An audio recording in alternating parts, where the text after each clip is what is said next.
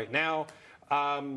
Congressman, I kind of know the answer when I ask you, but let's start with the infrastructure. If that's brought up, if there's actually a vote today, how would you vote on that? Well, I would vote for an infrastructure bill, but I know some people have been saying, well, there's 112 billion of infrastructure, but infrastructure is supposed to go through the Transportation and Infrastructure Committee. And what got marked up and voted on from the Infrastructure Committee was 60 billion. So whether it's 1.9 trillion or 4 trillion, as the Wharton School has said it is now, they've done a more thorough analysis. You're talking about either 3/10 or 1/10 of 1% being infrastructure. And to me, if you're talking about less than 1% being infrastructure, it's not really an infrastructure bill. But we're all interested, Guinness Book of World Records. Well, we have one here today. Prior to this, it was about 20 years ago, there was a record set for holding a 15-minute vote out for 3 hours.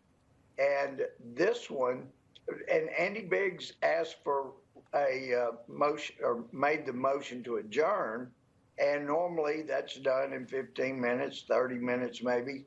But what the Democrats realize is, hey, we are so far away from talking our people into walking off the gangplank like McAuliffe did. McAuliffe was all in saying, we got to pass this infrastructure bill. We got to do all this. And we know what happened to him. So some of the Democrats are going, I don't know about this. Yeah. So they have now set a record. They, instead of just voting on the motion to adjourn and voting it down, they're holding it open for 7 hours now. For their purposes. For the Democrats' purposes. To try to get everybody on board. For their purpose. Because they can't get the votes. Right. Yeah, so it's given them, they thought, you know what? Nobody's ever used an opposition motion to adjourn for time to try to persuade our members to vote for a bill they don't want to. So there's a lot of history being made today. It's really interesting, Bob. Congressman Gohmert, speaking of history, and I brought this up earlier, and perhaps you can refresh people's minds as well, back in 2009, what Nancy Pelosi did when something very similar happened, specifically with Virginia and New Jersey, but yet she moved forward and tried to sweep in these votes on Obamacare at that time.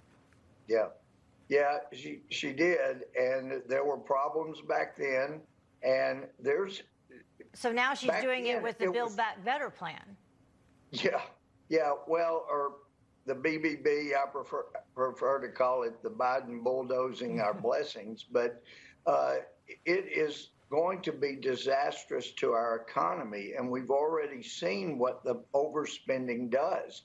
It causes inflation, and there's no worse tax you can put on the poor and the fixed income and the working lower middle class than to create more inflation.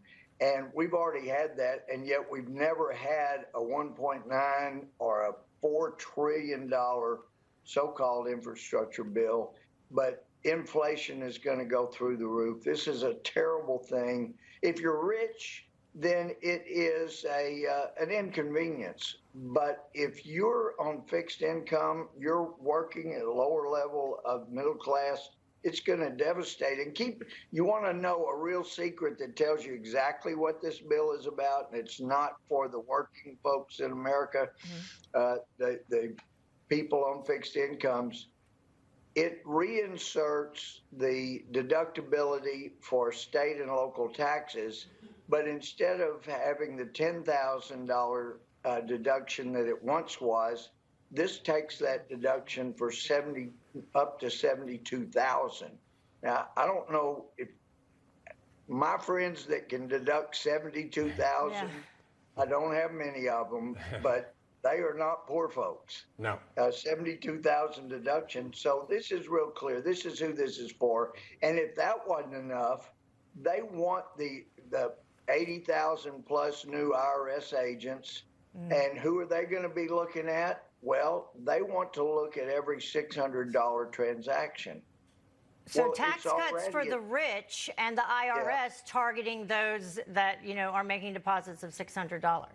Yeah, so that tells you right there. This is not about going after the wealthy. And Art Laffer always pointed out, if you hear somebody in government say we want to go after more taxes on the mega wealthy, well then look out middle class, because you're not going to get it off the mega wealthy. They're the one group that it is so difficult, if not impossible, to tax. They can move. They own the businesses. They can move. They can move their businesses. They change the way they do compensate themselves. But if you work in a factory or you work in a shoe store, you can't take your job and move elsewhere. Yeah, Congressman The Louie middle Gohmert. class is going to get hammered. Yeah, and that's why they also put it in 2,000 plus pages, and they don't give people 72 hours to even read it, and they make it so convoluted the average person can't understand it anyway. I saw, for the first time, I saw the whole bill. It was about this high. And anyway, it was still warm right off the copy. I could send you a copy of the picture, but we're going to have to pass that thing before we can read it, no question. All right. Well, we'll let you get back to trying to read it. Thank you very much for joining us. Thanks so much, Heather and Bob. Thank you.